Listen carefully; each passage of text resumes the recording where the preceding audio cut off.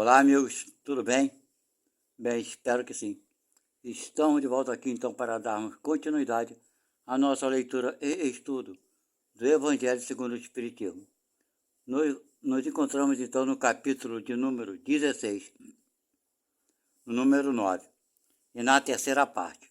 Aqueles que estão chegando pela primeira vez aqui, eu quero informar que é uma leitura e estudo, porque eu dou as minhas opiniões sobre aquilo que está sendo dito aqui, falado, ok? E eu divido por partes porque nossa leitura e estudo se fazem por aproximadamente 30 minutos, ok? Então esse capítulo de número 16, cujo título principal é, deixa eu ver aqui, só um minuto, chegamos. Não se pode servir a Deus e a Mamon, ok?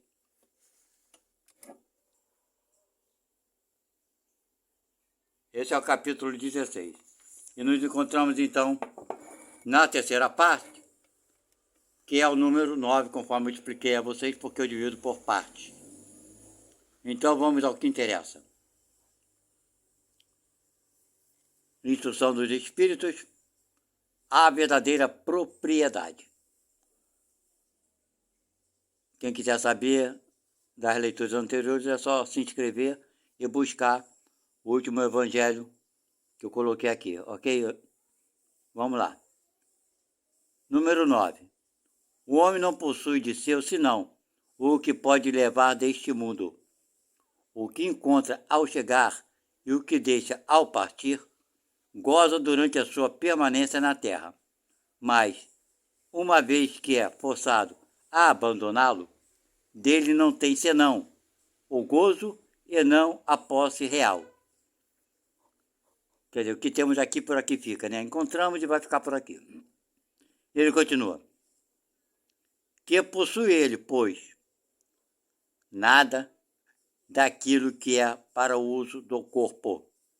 Tudo o que é de uso da alma, a inteligência, os conhecimentos, as qualidades morais, eis o que traz e o que leva. O que não está no poder de ninguém lhe tirar. O que lhe servirá mais ainda no outro mundo do que neste. Dele depende ser mais rico em sua partida do que em sua chegada, porque daquilo que tiver adquirido em bem depende a sua posição futura. Tá vendo? Daquilo que tiver adquirido em bem, não é imaterial, vai depender a posição futura. Quando o homem vai para um país longínquo, compõe a sua bagagem de objetos usáveis naquele país, mas não se carrega daqueles que lhe seriam inúteis, ok? Por exemplo, tu vai para um país muito quente, tu não vai levar casacos, né, para se aquecer, porque é um país que tem muito calor. Só estou dando um exemplo. E ele continua: fazei, pois, o mesmo para a vida futura, e fazei provisão de tudo o que poderá nela vos servir. Deixa eu dar minha opinião aqui. A gente se preocupa muito com as coisas aqui na Terra. Nosso bem-estar, a gente trabalha para ter um bem-estar, isso é digno, trabalha para dar conforto para a nossa família, ou para nós termos um próprio conforto, para, né, trazer uma certa satisfação de poder ter isso e aquilo e poder usufruir das coisas boas, é claro, né? Mas raros são aqueles que trabalham para a vida futura, conforme ele fala aqui, para a vida no espiritual. Se nós nos dedicamos tanto para obtermos aqui atualmente, enquanto estamos encarnados, o melhor bem-estar possível, né, material, conforto, coisa e tal, por que não aproveitamos também para lutarmos para que lá no futuro, depois da morte, depois da passagem por aqui, a gente não tenha uma abundância na vida espiritual, né? Porque não podemos trabalhar com essa mesma intenção. Aqui nós trabalhamos com a intenção de termos os bens materiais, porque ao mesmo tempo não trabalhamos com a intenção de termos os bens espirituais. Não é verdade? Pois é, uma coisa para a gente pensar. E ele continua aqui. Ao viajor que chega a uma estalagem, se dá um belo alojamento, se pode pagá-lo, claro. Aquele que pode pouca coisa, se dá um menos agradável. Quanto aquele que nada tem, vai deitar sobre a palha. Assim ocorre com o homem, na sua chegada ao mundo dos espíritos. Seu lugar nele está subordinado ao que tem, mas não é com o ouro que o paga. Não se lhe perguntará quantos tinhas sobre a terra, que posição nela ocupavas, né? Era príncipe ou operário, mas se lhe perguntará o que dela fizeste. Não se computará o valor dos seus bens, nem de seus títulos, mas a soma das suas virtudes. Ora, a esse respeito, o operário poderá ser mais rico do que o príncipe. Em vão, chegará que, antes da sua partida, pagou a sua entrada com ouro e se lhe responderá: os lugares aqui não se compram, eles se ganham pelo bem que se fez. Com o dinheiro terrestre pudeste comprar campos, casas, palácios. Aqui tudo se paga com as qualidades do coração. Sois rico dessas qualidades? Sede bem-vindo. Ide ao primeiro lugar, onde todas as felicidades vos esperam. Sois pobre? Ide ao último, onde sereis tratado em razão do que tendes. Quem falou isso foi Pascal. Então ele encerra aqui, tipo assim, você é pobre, né? É rico? O que quer dizer isso aqui? É rico de quê? De qualidades morais. Então você vai para esse lado aqui, o lado maravilhoso e bom. Ah, você é pobre? O que quer dizer aqui? Pobre de quê? De qualidade. Não fez bem para ninguém. Então você vai lá sentar no último lugar. Você está entendendo? Então é mais ou menos isso. Nós nos preocupamos com o nosso bem-estar aqui, mas pouco de nós nos preocupamos com o bem-estar lá do outro lado, quando lá chegarmos, não é verdade? Número 10. Os bens da terra pertencem a Deus, que os dispensa à sua vontade, e o homem deles não é senão usufrutuário, o administrador mais ou menos íntegro e inteligente. Eles são tão pouco a propriedade individual do homem, porque Deus frequentemente frustra todas as previsões e a fortuna escapa daquele que queria possuí-la pelos melhores títulos. Bem, gente, isso acontece muito. Às vezes, na própria vida atual, o cara é rico, milionário, e de repente ele perde tudo. Mas o que levou ele a perder tudo, né? Exagero da conduta errada, né? Tá agindo errado. Eu conheci uma pessoa que perdeu tudo da noite para o dia. Uma vez eu conversando com ela, ele falou que tinha tudo. Eu perguntei, para que isso tudo, Mário? Epa, não era nem para falar o nome da pessoa. Mas enfim, aí ele falou assim, não, porque daqui é para deixar para os meus netos, para os meus filhos, e não sei o que, não sei o que lá, por isso que eu trabalho tanto, tenho isso tudo, bereré, parará. Bem, antes que ele morresse, perdeu quase que tudo, né? Então Deus transferiu aquela fortuna toda, ele perdeu tudo. Então Deus faz a hora que quiser. Você está entendendo? Deus não vem aqui e faz não. As coisas, os homens, nós somos instrumentos, né? Para certas coisas. Então, é bem por aí. Ok? Ele continua aqui. Direis talvez que isso se compreende para a fortuna hereditária. Foi o que eu acabei de falar, né? Mas que não ocorre o mesmo com aquela que se adquiriu pelo trabalho. Sem nenhuma dúvida, se há uma fortuna legítima, é esta, quando adquirida honestamente, porque uma propriedade só é legitimamente adquirida quando, para a possuir, não se fez mal a ninguém. Será pedida conta de uma moeda mal adquirida em prejuízo de outrem. Infelizmente, é o que mais vemos hoje, né? As pessoas ficam bem de vida prejudicando alguém. E ele continua: mas do fato de um homem dever sua fortuna a si mesmo, leva mais dela em morrendo? Quer dizer, mesmo que tenha adquirido dentro da honestidade, ele vai morrer, vai levar por causa disso? Não vai levar.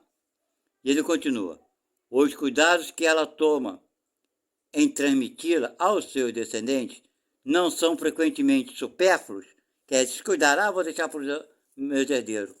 E às vezes o herdeiro vem, vende tudo, perde tudo, não é verdade? E ele continua: porque se Deus não quer que ela lhe chegue às mãos, nada poderá prevalecer contra a sua vontade. Pode dela usar e abusar em sua vida sem ter contas a prestar? Será que é isso? Pois é, não é, né? E ele fala que não. Ele permitindo adquiri-la, Deus pode querer recompensar nele, durante esta vida, seus esforços, sua coragem, sua perseverança. Mas, se não a fez servir, senão a satisfação de seus sentimentos ou de seu orgulho, se ela se torna uma causa de queda em suas mãos, melhor fora para ele que não a possuísse. Perde de um lado o que ganhou do outro, anulando o mérito do seu trabalho. E, quando deixar a terra, Deus lhe dirá que já recebeu a sua recompensa. Espírito protetor. Bem, gente, nessa parte aqui que ele fala, é muito interessante, né? A pessoa trabalha e tem orgulho de ter conquistado, né? A fortuna, a riqueza e coisa e tal. Essa pessoa que eu conheci, uma vez conversando com ela, ela falou para mim que quando chegou aqui no Brasil, que não é brasileiro, ele vendia almoço para comprar a janta, né? Ele trabalhou aqui no Brasil como empregado. Então ele comprava o almoço dele, a quentinha, a marmita, sei lá o que era, o nome que dá, e ele comia pela metade para poder jantar, para poder comer à noite, né? E ele passou um perrengue do cacete na sua adolescência. Então, ele fala assim: pois é, eu trabalhei muito, me esforcei muito, me dedicava muito, trabalhava até tarde para ter tudo que eu tenho hoje. E o pessoal pensa que para mim foi tudo fácil. Aí eu falei para ele: rapaz, eu acho que tudo que você tem aí é mérito teu, tudo bem. Isso aí não tem dúvida nenhuma.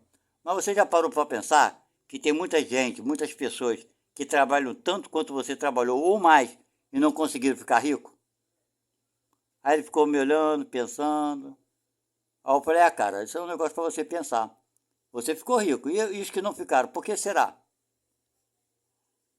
Pois é, gente, então a pessoa acha que todo mundo que fizer igual a ela vai ficar rico. Aí ele começa a achar que os outros são incapazes, que ele é o único, ele é o cara. E não para pensar que não é assim. Tem muitos que trabalham desde cedo, se dedicam, se matam de trabalhar e não saem, sabe? Ficam num sobe e desce tremendo. Por que será? Deus está castigando um e privilegiando ao outro? Não. Isso está de acordo com a tua prova que você pediu, né, para passar aqui na Terra antes de reencarnar. Aí ele ficou rico? Não foi por acaso. Já estava na programação dele, desde que ele fizesse a parte dele, ele fez. Só que ele não soube usar o dinheiro, por isso ele perdeu tudo. Vocês entenderam? Vamos continuar então. Agora eu vou falar emprego da fortuna. Número 11. Não podereis servir a Deus e a Mamon. Entende bem isto? Vós a quem o amor do outro domina. Vós que venderíeis vossa alma para possuir tesouros, porque eles podem vos elevar acima dos outros homens. Eu vos dar as alegrias das paixões. Não podeis servir a Deus e a Mamon. Se, pois, sentis vossa alma dominada pela cobiça da carne, apressai-vos em sacudir o jugo que vos oprime, porque Deus justo e severo vos dirá: que fizeste, dispenseiro infiel, dos bens que te confiei. Esse poderoso móvel das boas obras não fizeste servir senão a tua satisfação pessoal. Vou repetir aqui. Esse poderoso móvel das boas obras, quer dizer, a riqueza, de poder fazer boas coisas, e a pessoa não fez o quê? Não fizer esse serviço, não. A tua satisfação pessoal. Tá vendo? Então é isso, minha gente. Tem pessoas aí que entregam a alma, né? Para ficar rico.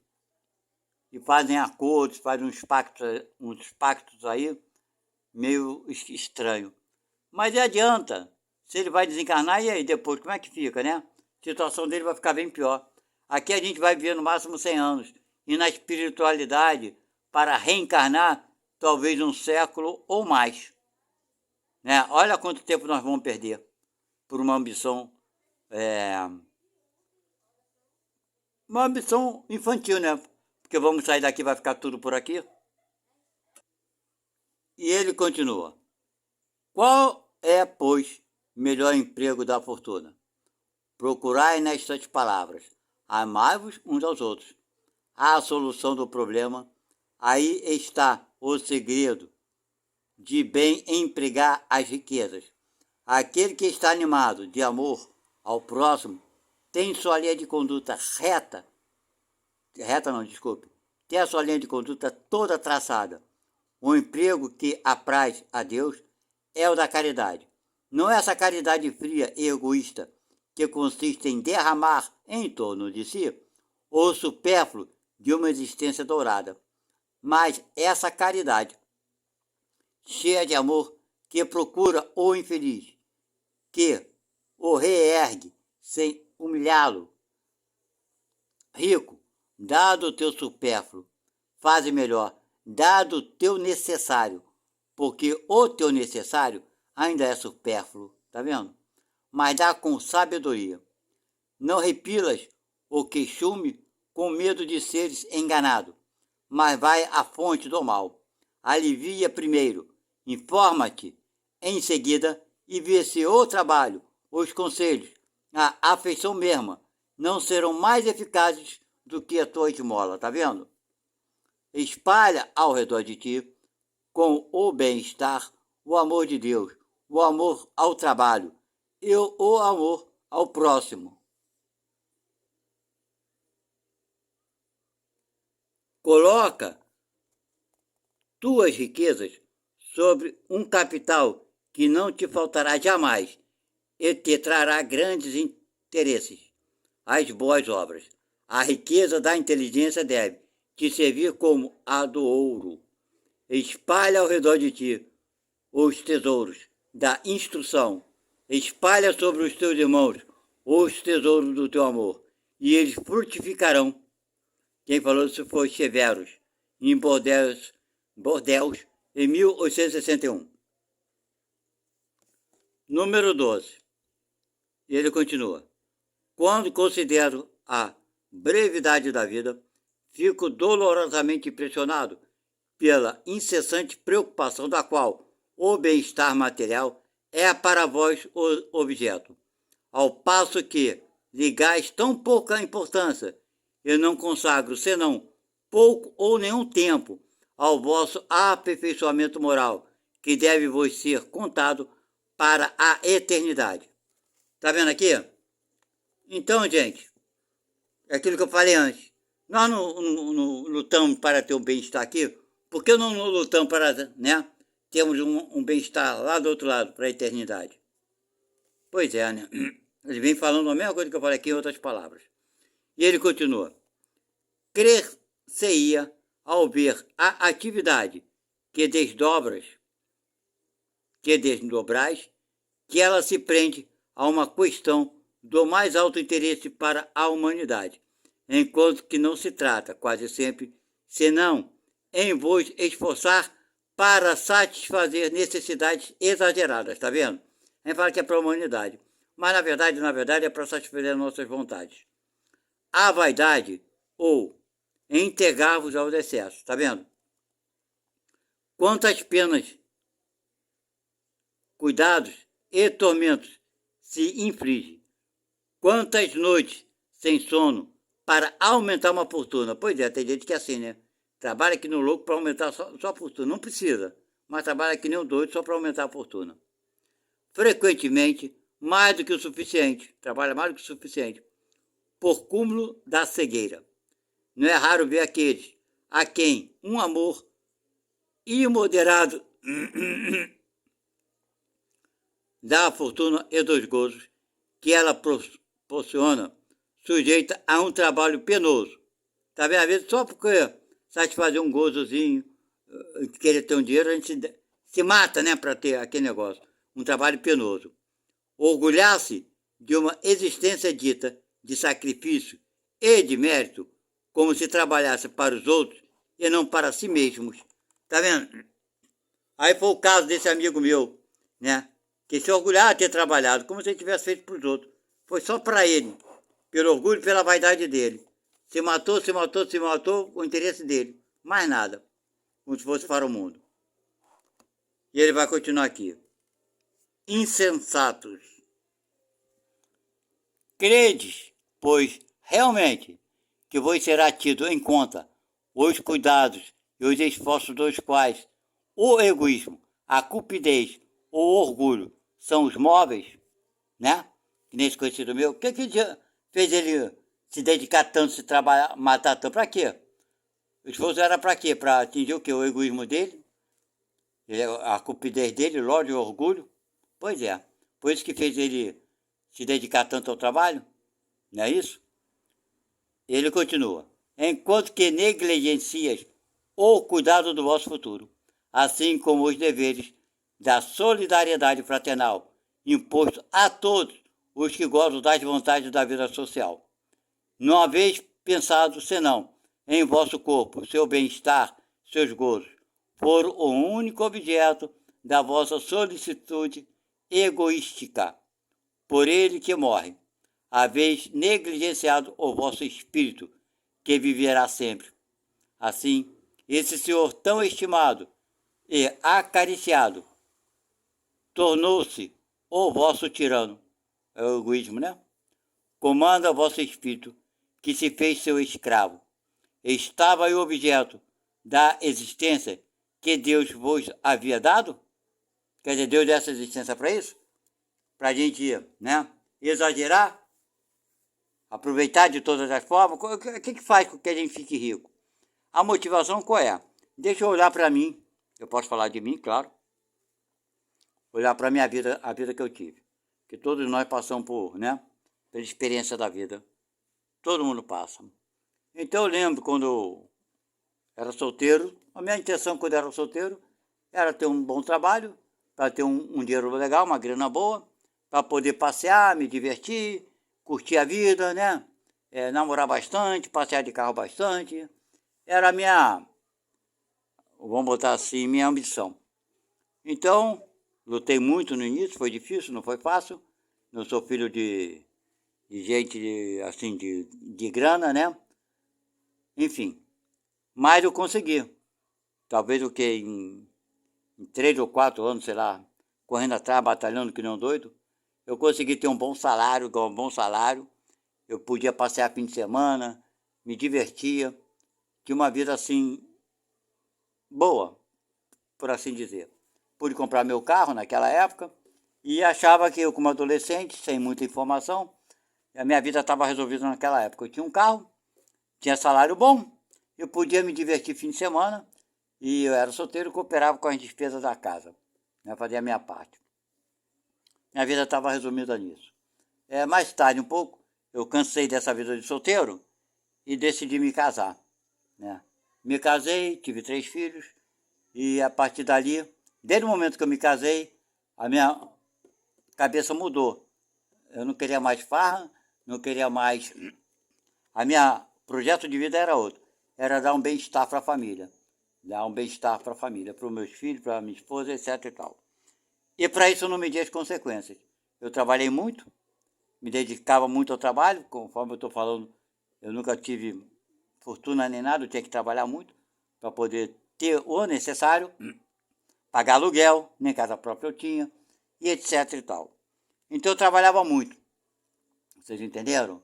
E sempre com a intenção de dar o melhor para os meus filhos, de conforto, de bem-estar, de poder comprar uma casa, né, para que eles não passassem pelo sufoco que eu passava de ter que pagar aluguel, nem sempre tinha dinheiro para pagar aluguel, era um rolo danado, só eu sei. Bem, então eu tinha uma meta, era dar conforto para os meus filhos. E para isso eu não media a consequência do trabalho. Trabalhava demasiadamente e etc e tal. E a minha visão era estreita, era isso que eu queria dar para eles, queria dar para eles, queria dar para eles.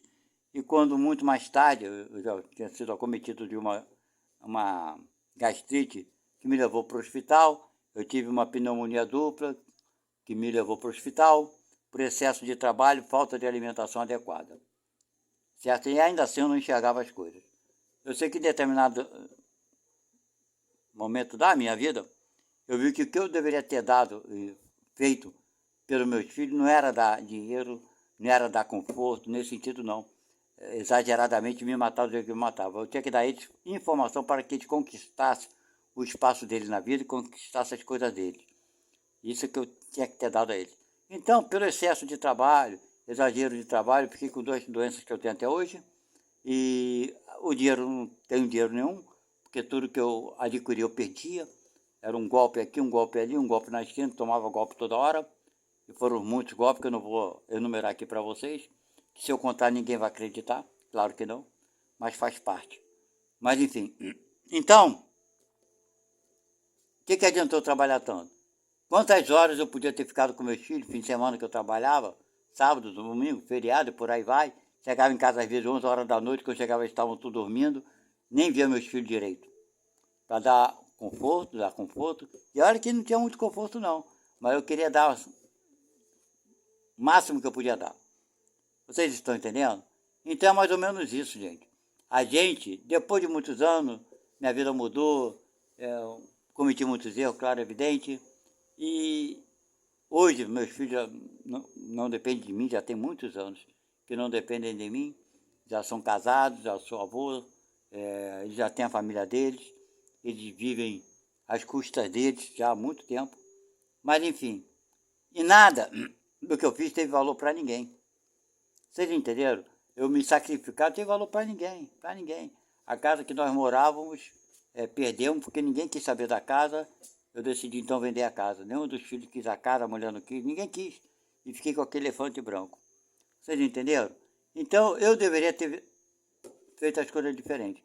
Mas, sinceramente, é o que eu estou falando para vocês. Cada um nós tomamos nossas decisões, eu não me arrependo não. Sabe por quê? Porque eu tomei muitas decisões que não foram por mim. Eu tinha que tomar certas decisões contra a minha vontade, mas tinha que tomar. Vocês entenderam? Então, se nós pudermos educar nossos filhos, esclarecendo, eles não vão sofrer tanto quanto nós sofremos. O dinheiro vai ficar por aqui. Não vamos levar dinheiro nenhum. E às vezes que nem eu pensei que estava fazendo um grande mal, um bem para os meus filhos, na verdade eu fiz foi um grande mal. Ok? Eu vou ficando por aqui. Nós, na próxima leitura, que já são 28 minutos, nós vamos dar continuidade, vamos aqui para a quarta parte desse mesmo capítulo 16, ok? Ainda vai demorar um pouco para terminar esse capítulo. Espero que vocês tenham gostado. Aqueles que tiverem alguma opinião, uma sugestão, seja o que for, faça comentário de vocês, que eu terei imenso prazer em responder a cada um de vocês, ok?